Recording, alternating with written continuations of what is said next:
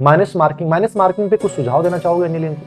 जैसे मैंने तो कई बार बता दिया इनको। हाँ, माइनस मार्किंग देखिए, आज की प्रतियोगी परीक्षाओं में जो माइनस मार्किंग है ये बहुत ही कई बार नुकसानदायक होती है, कई बार फायदेमंद भी होती है।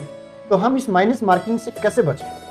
तो सबसे पहले तो हमें अपने ऊपर विश्वास करना है कि हम क्या पढ़ के आए हैं, किस लेवल की तैयारी करके आए हैं, हमने कहाँ तक पढ़ा है और हम कौन से सब्जेक्टों पर ज़्यादा फोकस करते हैं। जैसे मान लीजिए मैं ज्योग्राफी से हूँ और सामान्य ज्ञान की परीक्षा में ज्योग्राफी के क्वेश्चन हैं, तो मुझे वहाँ निश्चित रूप से रिस्क लेनी चाहिए। आज का कंपटीशन इतना टफ है कि मुझे उन क्वेश्चन को छोड़ना नहीं चाहिए कि नहीं ये तो मैंने पढ़ा ही नहीं और मैं इसको छोड़ दूँ। तो मुझे वहाँ 50-50 जहाँ चांस रहते हैं वहाँ मेरे सब्जेक्ट में मुझे रिस्क लेनी चाहिए।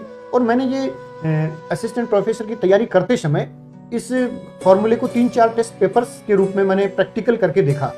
तो वहाँ जब मैं अप्लाई करता हूँ उस चीज़ को, माइनस मार्किंग में मेरे सब्जेक्ट में अप्लाई करता हूँ, तो मैं पॉजिटिव रहता हूँ, मुझे 4 या 5 नंबर प्लस में मिलते हैं। और मैं किसी दूसरे सब्जेक्ट में, मान लीजिए मैं इकोनॉमिक्स में जाकर के और वो चीज़ अप्लाई करता हूँ, तो मुझे वहाँ नुकसान होता है। कहने का मतलब कि जहाँ आपकी स्ट्रॉन्ग फील्ड है, जहाँ आपने बहुत अच्छी तैयारी की है और क्वेश्चन आपके टच का है, तो वहाँ 50-50 वाला जो चांस है वो आपको लेना चाहिए।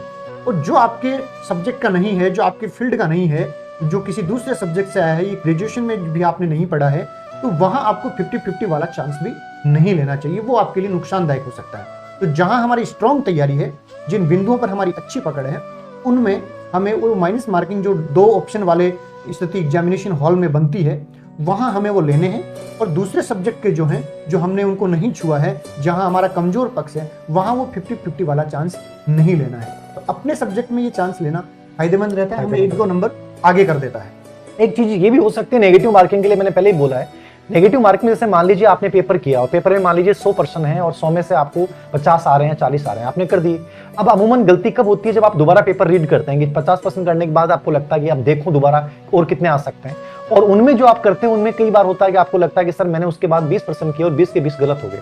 देखिए 2 रीजन है इसमें, 20 के 20 गलत होने के चांसेस 50-50% है, कम चांस है, लेकिन आपके भी गलत हो रहे हैं। इसका मतलब आपको अनुमान लगाने का तरीका नहीं पता है। अनुमान लगाने के 2 तरीके होते हैं कि पेपर देखा, आपने प्रश्न देखा, उसमें 2 ऑप्शन ऐसे होते हैं जो आपको देखते पता चल जाएगा ये तो नहीं हो सकता, आप बचे 2 में से चांस ही होगा कि 20% आपने किए तो 10 में हो सकता है आपका ए सही हो और 10 में हो सकता है बी सही हो। तो मतलब आपको नुकसान नहीं हुआ है, फायदा होना चाहिए। लेकिन आप कहते हैं कि सर मेरे तो 20 के 20 ही गलत हो गए, मतलब आप तार्किक नहीं हो।